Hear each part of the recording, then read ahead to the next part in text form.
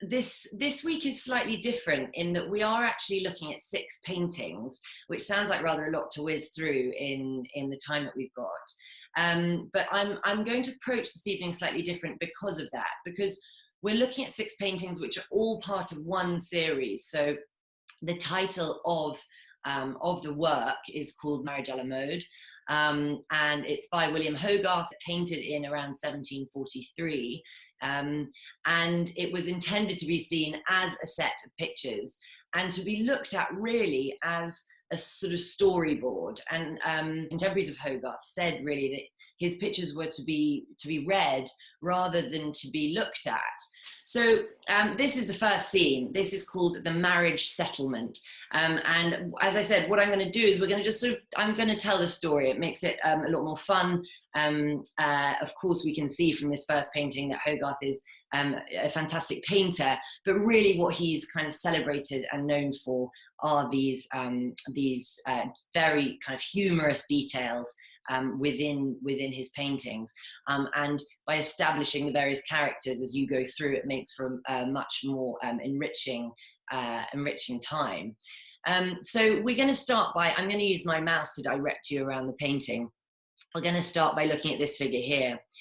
This is a character called Earl Squander.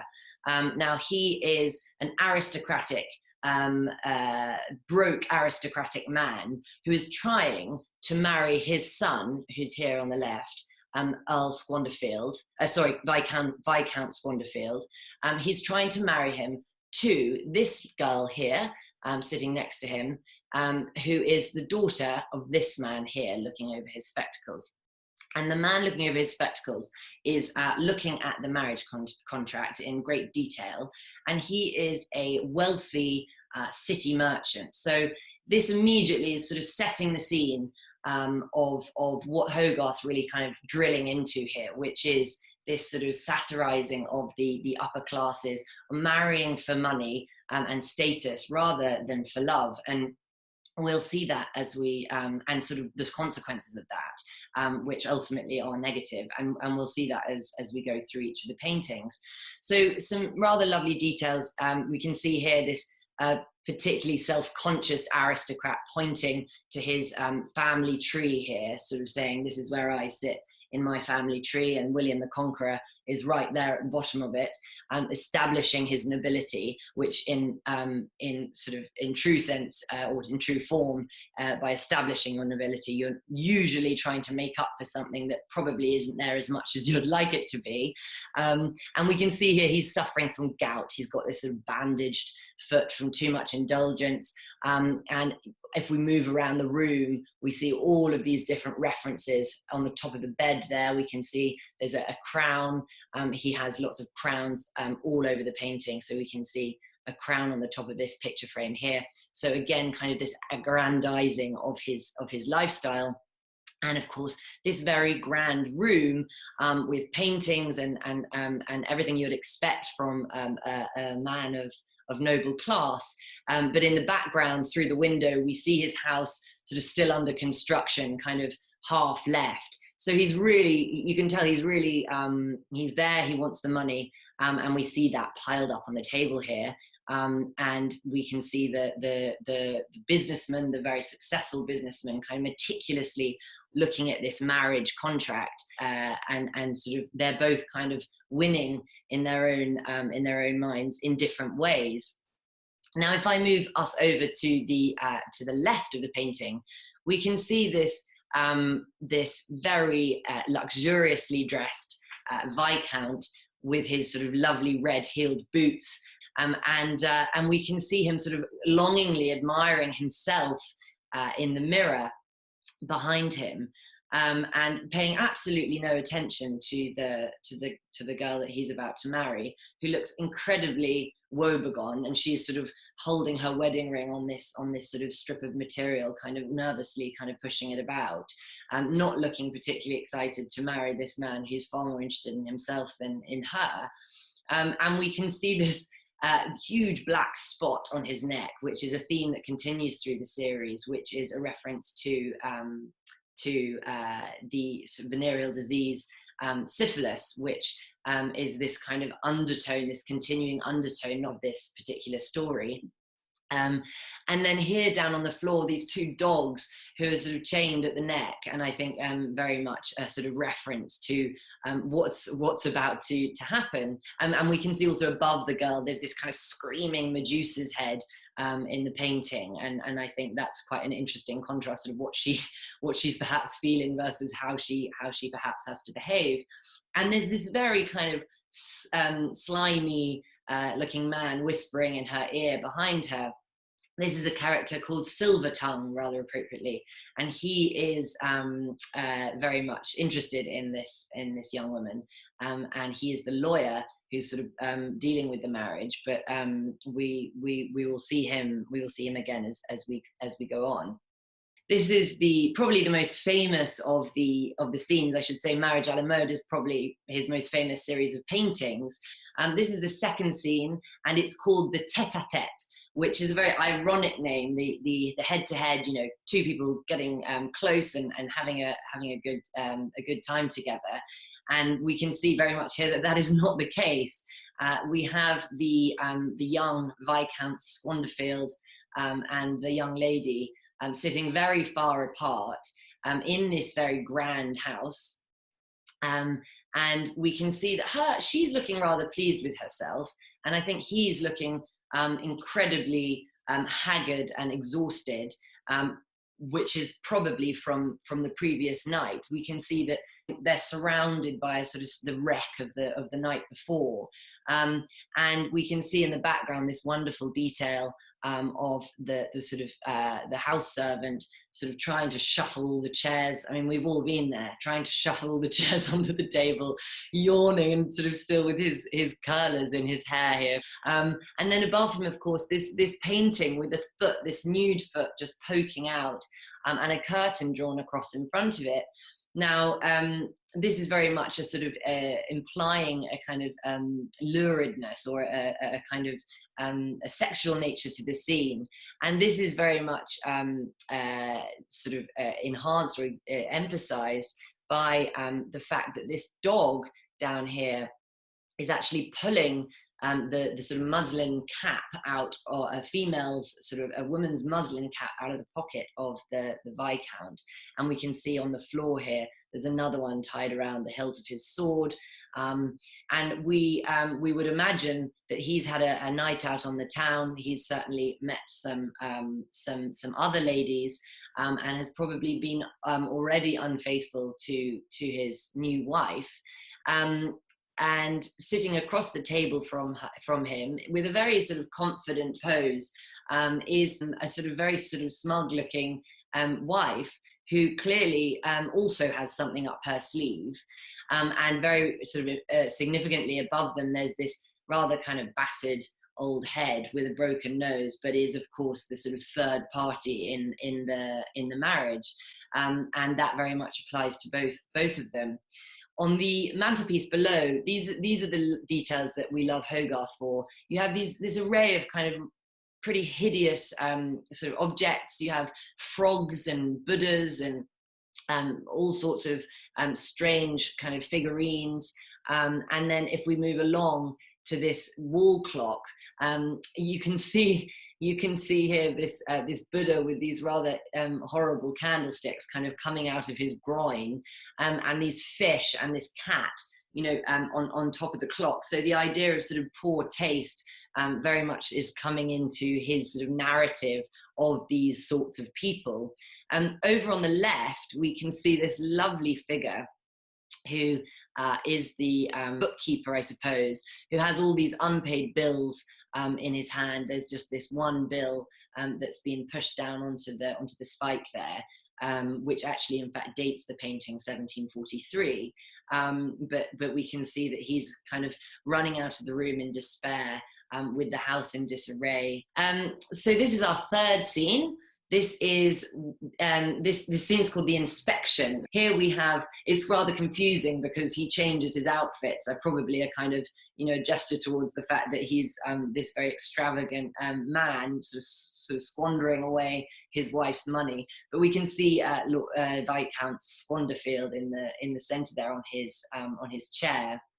and he is in he's at the doctor's. He's at this man on the left is his doctor called Monsieur Pilule, so Mr. Pill, and we have him sort of ushering in this very sickly looking child, really, who is sort of uncomfortably placed between his legs, and her clearly her mother, who's very disapproving, looking at him seated behind her. And we can see he's offering these pills, or he's showing these pills to the doctor. And we can see that she doesn't look very well. So he's clearly given her some horrific disease. And she's holding her own box of pills here, very sort of ill, wiping the corner of her mouth. And we can see, of course, the mother here, this sort of very kind of gaudy mother, looking very angrily behind him, but also sort of infected with syphilis herself. Perhaps a kind of reference to the fact that, you know, this is certainly not, these are certainly not people from his social class. It is likely that she is a prostitute, and this is her daughter. You can see she's wearing kind of oversized clothes, and also sort of wearing the same silk as the sort of arms of the mother's sort of undergarment or dress. So you get the sense that she's sort of being dressed up in her mother's clothes and probably following a similar profession. So it's all pretty unpleasant stuff. But all around the scene, we have these wonderful details. So we can see this lovely message. I mean, it's just so blatant. You don't have to look very far with Hogarth. You know, these two sort of anatomists' corpses, which are sort of stowed in the back cupboard there. One of which is sort of procuring or trying to tempt the other one in some way, with this sort of fairly sort of comical. He's sort of glancing to the right with disdain, but very much a sort of very much a message, very much telling us that, you know, if you're sort of unfaithful or you know, do things you shouldn't, this very much leads to death, which I think is the message, and foretelling us what is going to come later. Meanwhile, in the Countess's chamber, so we know from the fact that she has now got this crown above her four-poster bed in that lovely niche there, that she has become Countess. The Earl has probably died. Her husband has inherited the fortune, and we see this unbelievable bedchamber. This is the toilette. So we have the Countess there sitting on her at her dressing table, and a practice in France in the 18th century was that once your sort of grooming session had come to a close, you invited guests up to the bedchamber to sort of have tea, or to sort of have an assembly, and we can see the Countess there at her dressing table. Her grooming has come to a close. We can see her hairdresser behind her, who I absolutely love, with this comb sort of tucked behind his ear. It just feels very modern, kind of cooling his tongs, or testing his tongs, his curling tongs on a piece of paper. And of course, she is taking absolutely no notice of anyone in the room, but this very relaxed looking Silvertongue, who we know from the first scene, the lawyer, her father's lawyer. Her father is now dead, and she is sort of explicitly courting, her father-in-law is now dead, and she is explicitly courting Silvertongue, and she's very much focused on him. And here he has an invitation to a masquerade, which he's inviting her to. And this is a real kind of scene, I guess, of luxury and indulgence, and certainly one of its time. I mean, we can see down on the floor here, she's been to an auction. There's an auction catalogue in the bottom corner there, and you can see these number of objects that are all numbered still with their lot numbers. If we zoom in a little bit, that are being unpacked here by this Indian boy, who's sort of clearly working in the household. And I think, you know, it's important to note that there's an Indian boy working, unpacking her goods from the auction, and we have this black servant offering chocolate, cups of chocolate to the guests in the bedchamber, and we can see some sort of lovely depictions here of these sort of lumps of chocolate in their cups. And I really think this is commentary of this kind of absolute indulgence, exploitation, and very much sort of wanting to sort of show the kind of disgusting sort of, as I say, exploitation and wealth of the upper classes at this time. And we see that because we see people with gout, we see people falling asleep here, and this very smarmy looking chap here, and very curious looking chap here with these sort of curlers in his hairs, having his morning chocolate. Chocolate, of course, something that was brought over from the Americas, and very much associated with slavery. So all very negative connotations. And then here we have this Italian sort of opera singer sort of singing a libretto, and his flautist behind him.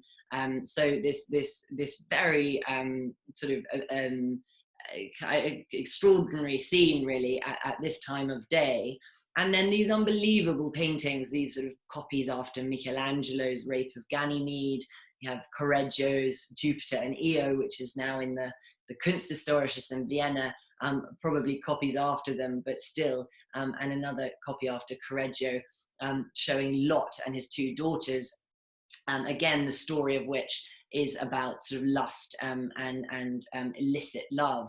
And amongst all of those, we have in the top corner here a portrait of Silvertongue, whom she wakes up and looks at in the mornings. This painting is called The Bagno.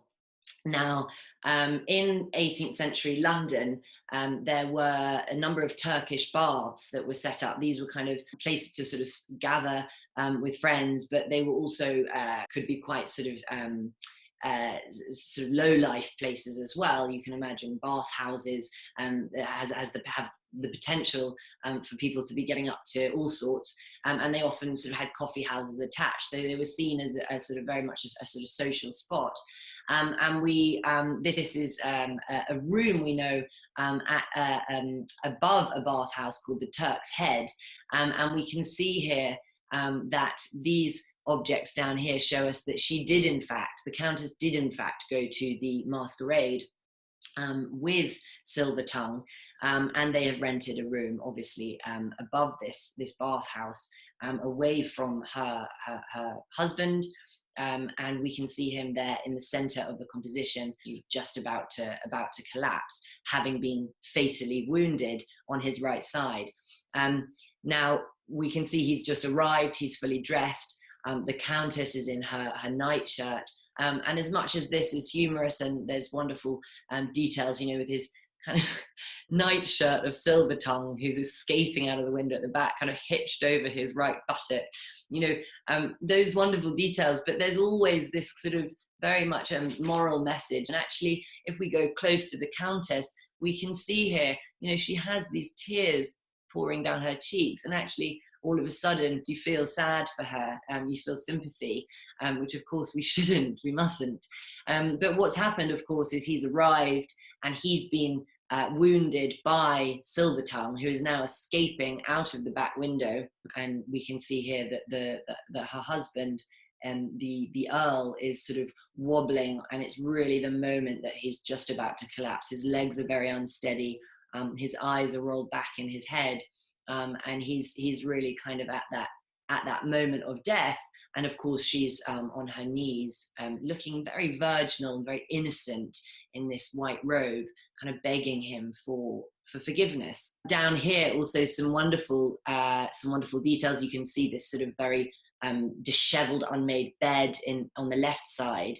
And clearly they've had a wild night at the masquerade, chucked all their clothes on the floor, something that I'm sure many of us are familiar with. And she's got her sort of hooped skirt here, just sort of pulled down and plonked on the floor, and her mask and her shoes have been kicked off. and then this sort of whalebone corset here, which would have been perhaps on the stool, which has sort of fallen over. And if we go up here, we have this fantastic detail of the wall painting showing the Judgement of Solomon, which unfortunately you can't see very clearly, but we can see the legs here kind of coming out of this figure, coming out of this very sort of busty female figure in the painting. So this is the final painting in the series. Of course, the Earl himself has died. He's been killed by Silvertongue.